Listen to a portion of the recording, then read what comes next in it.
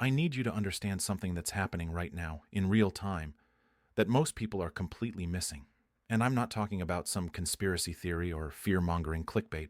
I'm talking about documented, verifiable moves by the world's largest economies that signal we've crossed a threshold. The dollar's dominance isn't just being challenged anymore.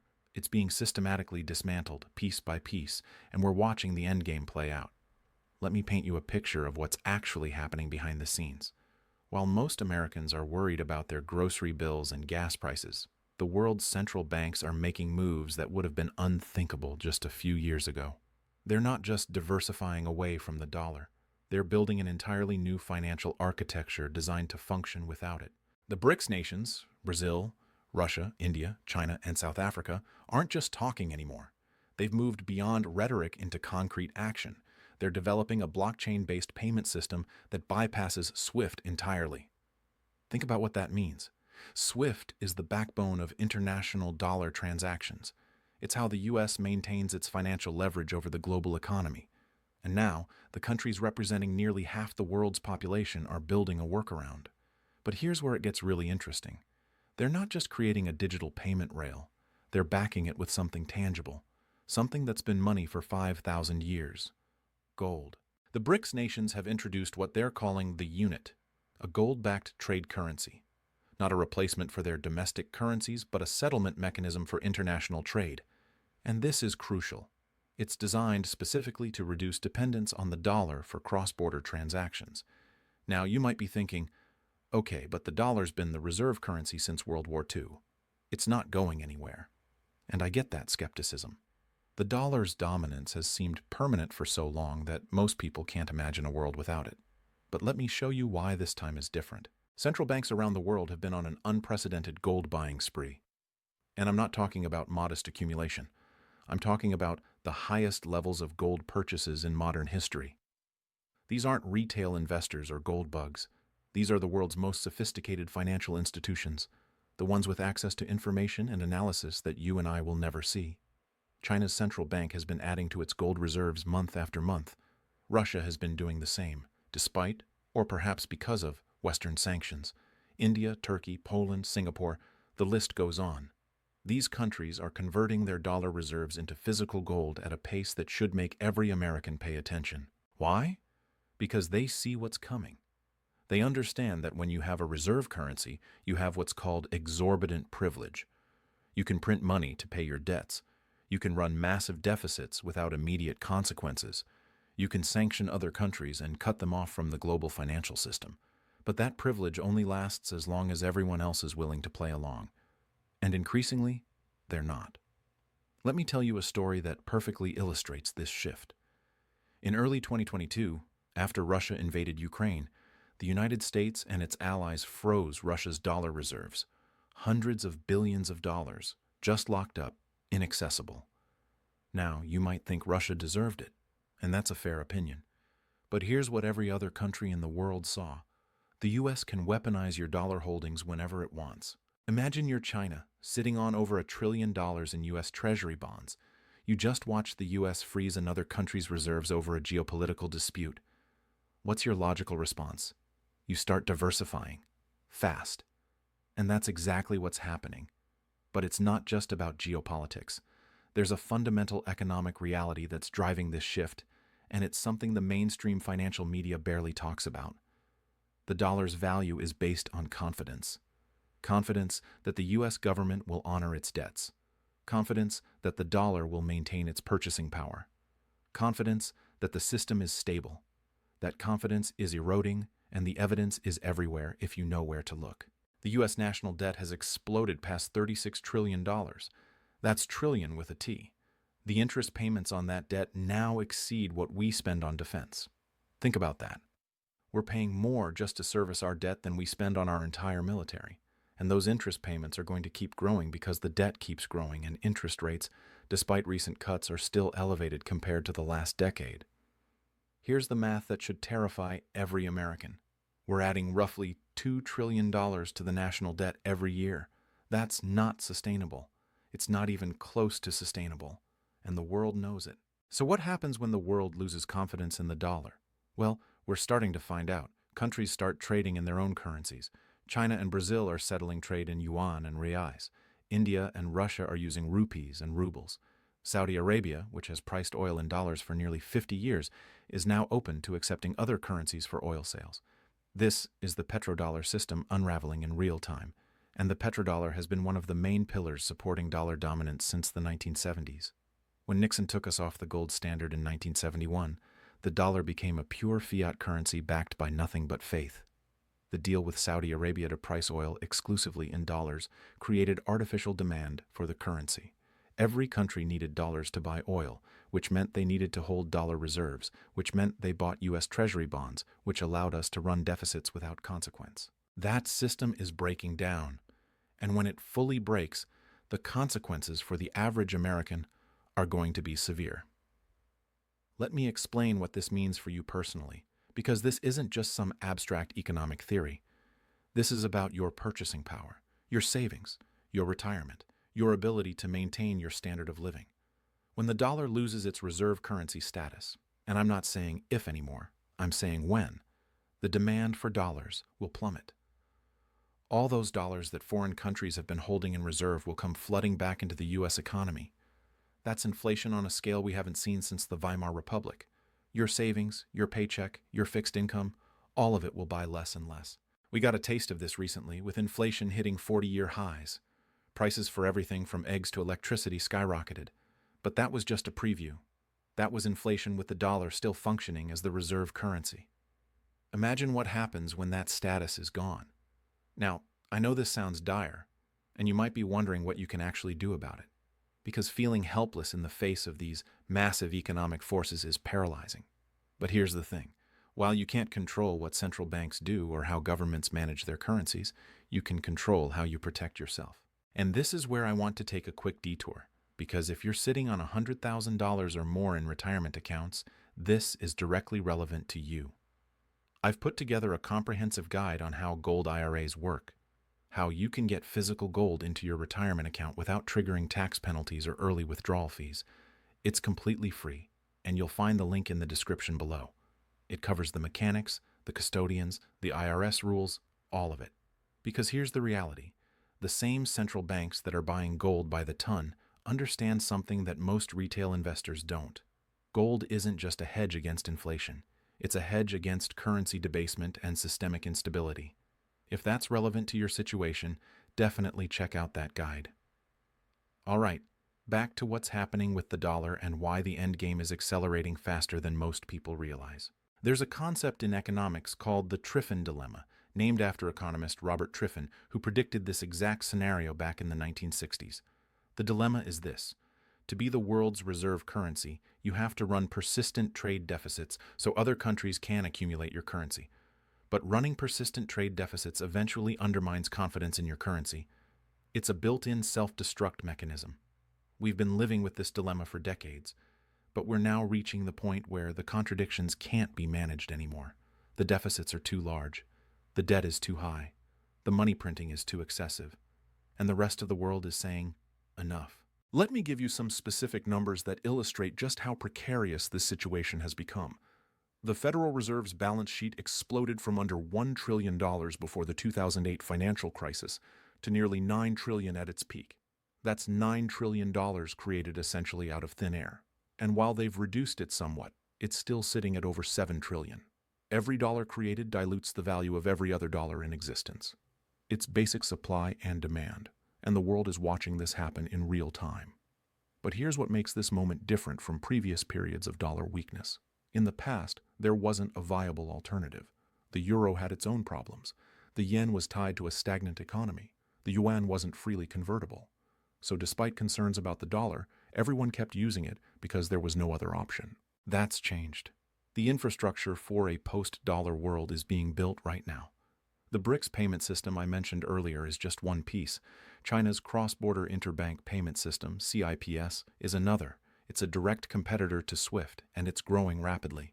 Countries that want to trade with China without using dollars now have a mechanism to do so. And then there's the digital currency revolution. Central bank digital currencies, CBDCs, are being developed by countries around the world. China's digital yuan is already in use. The European Central Bank is working on a digital euro. These aren't cryptocurrencies like Bitcoin. These are government-issued digital currencies that could facilitate international trade without touching the dollar at all.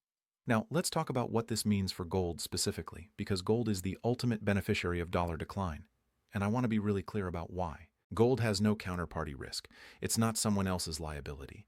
When you hold physical gold, you own an asset that's been recognized as valuable for millennia. It doesn't depend on any government's promise or any central bank's credibility. In a world where trust in fiat currencies is eroding, that matters more than ever. Look at what's happened to gold's price trajectory. Despite the Federal Reserve raising interest rates aggressively, despite a strong dollar index for much of the recent period, gold has been hitting record highs. That's not normal. Typically, higher interest rates and a stronger dollar are headwinds for gold. But gold has been rising anyway. Why? Because the smart money, the central banks, the sovereign wealth funds, the family offices managing generational wealth, they're looking past the short-term noise. They're positioning for what comes next. And what comes next is a world where the dollar's dominance is significantly diminished, where inflation is structurally higher, where currency instability is the norm rather than the exception. Let me tell you about a pattern that keeps repeating throughout history. Every time a reserve currency loses its status, there's a massive wealth transfer. When the British pound lost its reserve status after World War II, British citizens saw their purchasing power decimated. The same thing happened with the Dutch guilder before that, and the Spanish real before that. The pattern is always the same. The country that issues the reserve currency gets used to living beyond its means. It runs deficits that would be unsustainable for any other nation. It prints money to finance those deficits, and eventually, the rest of the world says, "We're not going to accept your paper anymore." When that happens, the citizens of that country face a harsh adjustment. Their standard of living drops. Their savings lose value. Imports become expensive. And the assets that hold their value are the ones that can't be printed: real estate, commodities, and especially gold. We're seeing the early stages of this adjustment right now. The U.S. trade deficit remains enormous. We import far more than we export, and we've been able to do that because other countries have been willing to accept dollars in return. But as those countries shift away from the dollar, that arrangement becomes untenable. Think about what happens when Saudi Arabia starts accepting yuan for oil. China can pay for oil without needing to hold dollars. That reduces demand for dollars. That means the U.S. can't run the same size trade deficits without consequences. That means either a dramatic reduction in imports, which would lower American living standards, or a dramatic devaluation of the dollar, which would cause massive inflation. Either way, the average American gets poorer in real terms. And this isn't some distant future scenario. This is happening now. The signs are everywhere. The BRICS nations are expanding. They've invited new members. They're representing an increasingly large share of global GDP. They're coordinating their moves away from the dollar. And they're doing it with a level of sophistication and planning that suggests this isn't just talk. Let me give you another concrete example of how this is playing out. Russia and China have been conducting an increasing share of their bilateral trade in their own currencies. Before the Ukraine conflict, about 90% of Russia-China trade was settled in dollars.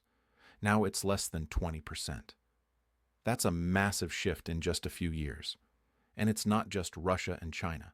India and the UAE have set up a rupee dirham trade mechanism. ASEAN nations are discussing a common payment system. Even France and China have conducted LNG trades settled in yuan. These are all cracks in the dollar's foundation. Now, the mainstream financial media will tell you not to worry. They'll say the dollar is still dominant, that these alternative systems are small, that there's no real threat. And technically, they're right that the dollar is still the most widely used currency for international trade and reserves. But they're missing the point. The question isn't whether the dollar is dominant today. The question is whether it will be dominant tomorrow. And the trajectory is clear. Every month, more trade is conducted in alternative currencies. Every quarter, central banks buy more gold. Every year, the infrastructure for a post-dollar world becomes more robust. This is a slow-motion train wreck, and we're watching it happen in real time. Let me talk about the mechanics of what happens when a currency loses reserve status, because understanding the process helps you prepare for it. It doesn't happen overnight. It's not like one day the dollar is the reserve currency and the next day it's not. It's a gradual process of declining confidence and declining use. First, countries start diversifying their reserves. They hold less dollars and more of other currencies or gold. We're seeing this now. Second, they start conducting more trade in alternative currencies. We're seeing this now too. Third, they start pricing commodities in other currencies. This is beginning to happen with oil. Fourth, the currency loses its premium status, and the country that issues it can no longer run large deficits without consequence. We're somewhere between stage 2 and stage 3 right now. And the progression from here is predictable. As more trade moves away from the dollar, demand for dollars decreases. As demand decreases, the value decreases. As the value decreases, inflation increases. As inflation increases, more countries want to move away from the dollar. It's a self-reinforcing cycle. And here's the kicker. Once this process reaches a certain point, it accelerates. It becomes a rush for the exits. Every country holding large dollar reserves starts to worry that they'll be left holding the bag. So they start selling dollars and buying alternatives, which pushes the dollar down further, which causes more countries to sell. It's a classic feedback loop. We saw a mild version of this in the 1970s when the dollar came under pressure after Nixon closed the gold window. Gold went from $35 an ounce to over $800 in less than a decade. That's a 20-fold increase. And that was with the dollar still functioning as the reserve currency, just with reduced confidence. Imagine what happens when the dollar actually loses reserve status. The gold price could go to levels that seem absurd today. $5,000 an ounce, $10,000. Some analysts are predicting even higher. And while those numbers might sound crazy, they're not when you adjust for the massive increase in the money supply and the loss of confidence in fiat currencies. Here's something most people don't understand about gold's price. Gold doesn't really go up in value. An ounce of gold today buys roughly the same amount of goods and services that an ounce of gold bought 100 years ago. What changes is the value of the currency you're measuring it in. When gold's price rises in dollar terms, what's really happening is the dollar is losing value. So when we talk about gold going to $5,000 or $10,000 an ounce, we're really talking about the dollar losing 50 to 90% of its remaining purchasing power. That's the endgame scenario. That's what happens when a reserve currency collapses. And look, I know this is heavy stuff. I know it's uncomfortable to think about. Most people don't want to believe that the financial system they've trusted their entire lives could be fundamentally unstable. But ignoring reality doesn't change it. The good news, if there is good news in this situation, is that you can protect yourself. You can position your wealth in assets that will hold their value or even appreciate as the dollar declines. Gold is the obvious one, but there are others. Real assets, productive assets, things that have intrinsic value independent of any currency. But you have to act before the crisis becomes obvious to everyone. Because once it's obvious, it's too late. Once everyone is trying to get out of dollars and into hard assets, the prices of those assets will have already skyrocketed. The time to prepare is when most people are still in denial. And that time is now. Let me give you a historical parallel that might help crystallize this. In the late 1960s and early 1970s, there were warning signs that the Bretton Woods system was breaking down.